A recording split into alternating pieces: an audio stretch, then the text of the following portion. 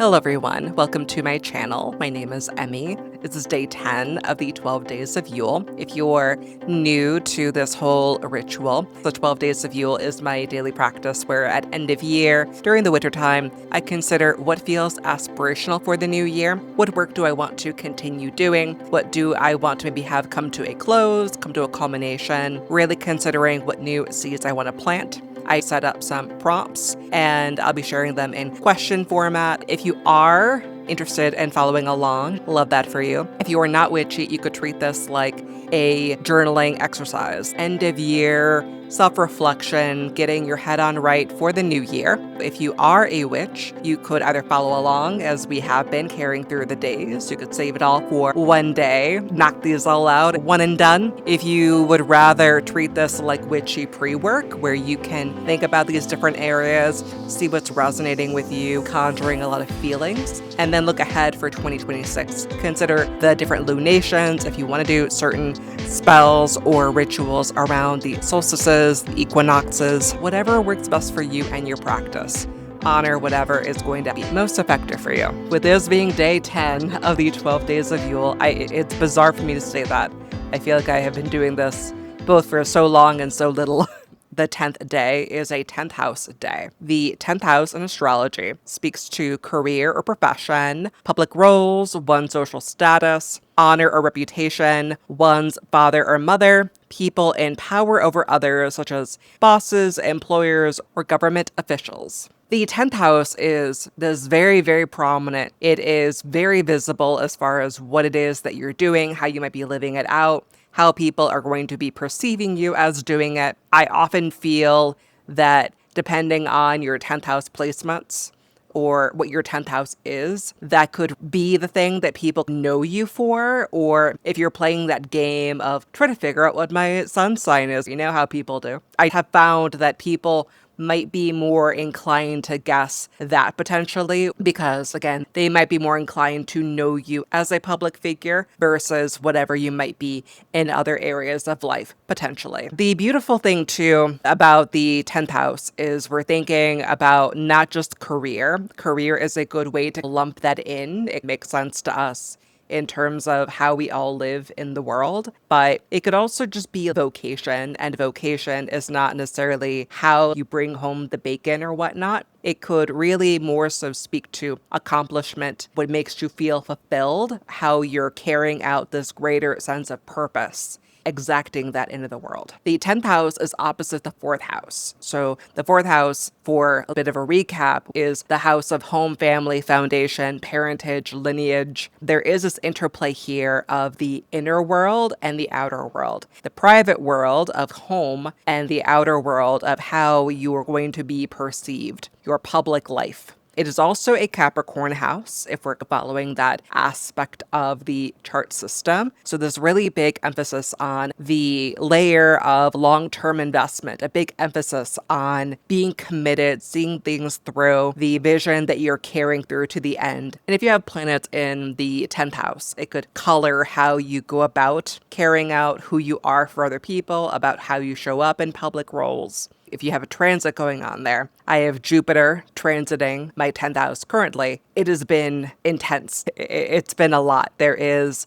a lot of growth happening. I do feel that there's a lot of reflection on my impact. Is this me moving in the right direction? Do I want to be known for doing the most, or do I really want to hone in and to maximize, not waste the opportunity of being able to be blessed by the great benefic? Of course, consider your 10th house placement, consider your 4th house placement as we proceed. Now let's get on to the questions. What do you feel is your deep calling? If you have a day job that's paying the bills, what do you feel is your true career? What is your vocation? What I really appreciate about vocation is that we do still have connotations around career must mean this thing makes you a ton of money. There is, though, that pressure of it has to be your primary source of income in order to be valuable, to have been worth that time and investment. Is making money a requirement or a nice to have?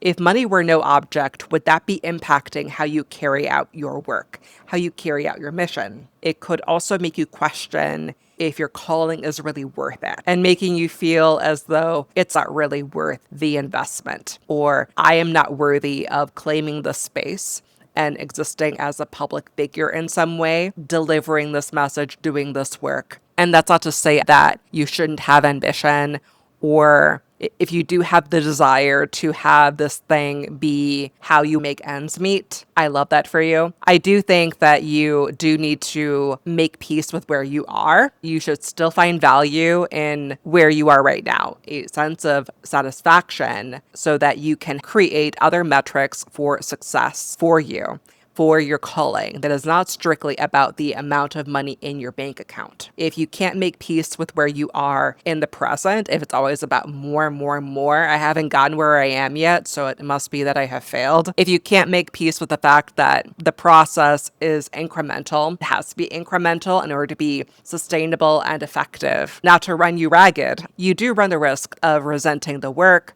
resenting the process, the project that you might be working on, your clients, and of course yourself. If the 10th house is opposite the 4th house of home, family, foundation, lineage, is there tension between your inner world, your private life?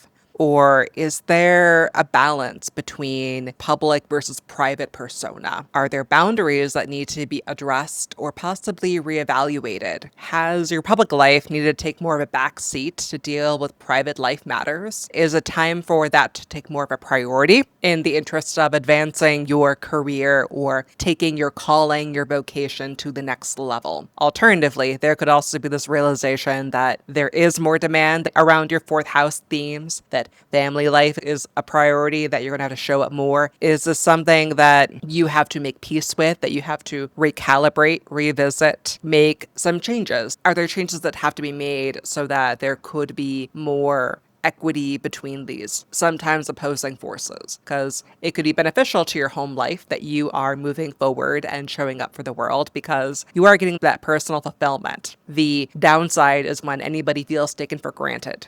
There's nothing wrong with zeroing in for a while to really see if you can maybe make more traction. If you're craving more balance, how can you make room for what might be missing? It could be committing to time on the calendar, maybe blending some things together in order to simplify, create more space, so that it'll be easier for you to show up both for your calling and for your home life. What does it mean for you to be in a type of position of power, to be a boss? Are you very systematic in your approach? Do you like to lay things out, to be very detailed, and then take a step back and give people the chance to try it out themselves, to come back to you? Or are you very much in the trenches with your people? Do you opt for collaboration? Is it time to maybe do some confidence magic on yourself to help you show up more for others? It can be very easy for other people to see us for the capable people that we are and how we could be doing great in the world. And for us, there's sometimes still, even though we know this to be a common occurrence, this tendency for us to go, well, I'm not experienced enough. I'm not good enough. I haven't learned enough. I should get a certification before I go do that, blah, blah, blah. We are very prone to holding ourselves to incredibly high standards. While some standards, like certifications, like licensure, are there for a good reason, there are plenty of occasions where you could exercise your will to show up in these ways as that kind of leader, regardless of whether or not you have fancy credentials around your name. Again, that doesn't mean you go and be an armchair psychologist, but we are looking, I think, more critically at how are we diminishing ourselves and what we could begin to contribute, because we are self-selecting out, we are invalidating ourselves and the power that we do hold and bring to these situations. What kind of leadership do you admire in others? What do you refuse to emulate? I am not saying that we should endorse abusive or toxic workplaces. Obviously, we all rather not go through that at all. The upside of having experienced these things is that we do have the takeaways now of what ineffective leadership looks like, that we will never do that again. We will not be complicit and perpetuate that cycle. Now you really do have this deep empirical knowledge that Yeah, you could go play the game, participate in a system that rewards a certain type of leadership. And you also know that it feels awful to be on the receiving end of that. So don't do it. Is it time to do healing work if there is this residual hurt around leadership, around being in the public eye? So that when you do have these moments where you know that you're being out there, you know that you're being perceived, you don't shut down. It could really help you navigate these moments to help with distancing, to see things for what they are, and to allow yourself to step into the most authentic version of leadership, what that is for you. Is it more important for you to be well regarded, or are you open to embracing being a disruptor, to being an agitator? Is being a contributor with your own body of knowledge, giving into feeding into something greater, is that more important to you, more in alignment? Or is being on top, the one making moves, the one that has the courage to be disliked in the first place to make all that happen? Does that feel like it resonates with you? Is 2026 a maintenance year, a culling year, or a growth year? Is it time to do your public work more so behind the scenes, or to focus on offers that you may already have? You don't have to just cut cords around relationships. You could possibly do some closure related magic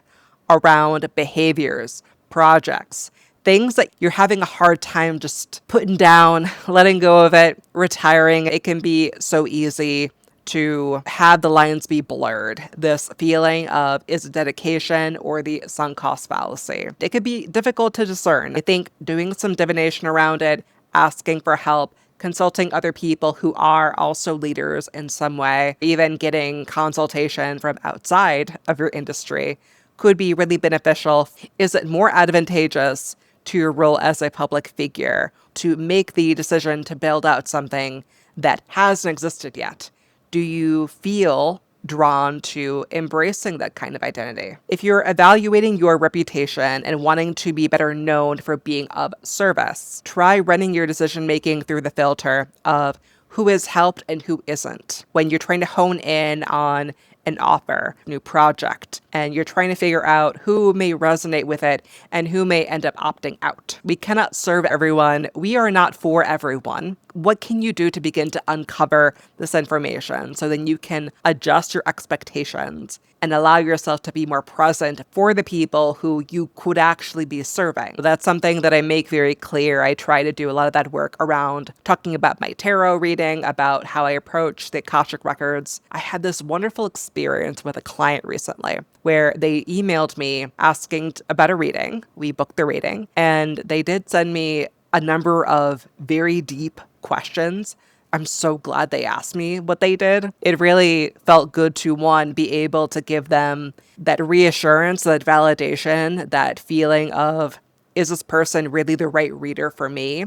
And for me, it's like, well, I'm very happy to tell you what my beliefs are. I'm happy to tell you how I approach things. I feel very much of the mind that if you do not like what I have to say, we can cancel the reading. Or if you do go, well, I loved everything that she said, I feel like that's a person of integrity. I do feel coming out of that experience that it is incredibly important to have a sense of your values, your compass, your sense of what decisions do I make? What is the responsibility that I'm taking on? Am I taking full responsibility? These are all really crucial to consider. That's why it could be so important to really think about, who are you helping? Who are you not? While I am somebody who draws in a lot of people who want their first reading ever, I've done a lot of first tarot readings. The majority of who I draw in are other witches or other longtime practitioners. That's why on Instagram, my whole dealio is I'm a witch's witch. Other professional readers are like, I can't possibly read for me now. You do it. And I'm very happy to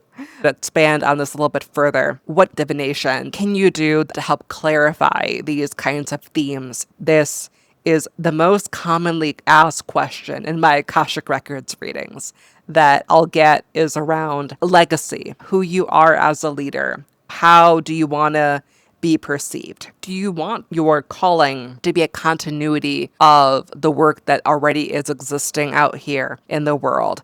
Do you want it to be about the continuity of parentage of work that your people have already been doing? Or do you want to embrace being that cycle breaker, to be that trailblazer that's doing things that your people just haven't been doing? How much of your calling is centered around interests and around lifestyle or upbringing? Are you trying to cultivate in partnership with people for evoking a feeling? Or are you more so drawn to offering affirmation, offering transformation to people who are ready for doing that deep work, that want to feel like at the end of this experience together, at the end of you offering that service, of offering that support, they have that grounding, they have that feeling of affirmation, they have that feeling of support. Maybe they feel a little bit raw, but also hopeful. Like, we exposed a lot, we got through a lot, but I also have a roadmap for how I want to move forward. What are you bringing to the table? Is there a gap between what you do, how you do it, and how you're communicating it? The work that we do as our calling is public facing, and there could also be the tendency that our magic, our current workings, might be working against us in some way. If you're trying to blow up online and you're doing a little bit too much invisibility work, you got to consider, like today, invisibility, glamour magic, girl boss, too close to the sun. Gotta wonder, in a world where everyone has a brand, it could be hard to think about who are we really, or how do we show off who we really are? I know there's a lot of discourse right now about the death of the influencer and all of that language right now. And I don't think that there's anything quite that severe going on, but I do think, especially in partnership with Pluto and Aquarius, we have this rise of collective power. We have the dismantling, revealing of who people in authority really are and whether or not they really do have our best interests in mind. So unraveling this, where do I still need to have boundaries as a public figure?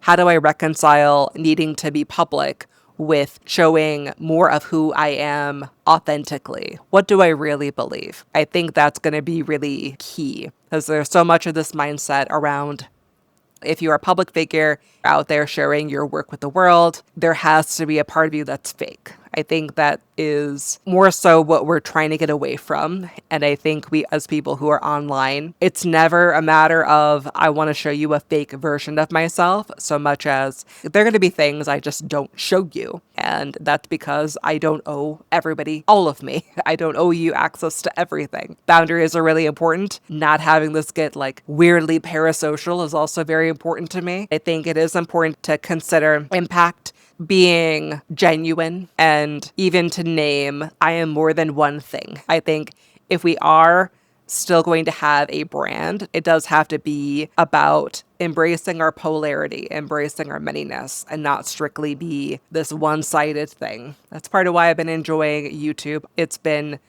refreshing to be able to talk for a long period of time versus only being known for one thing.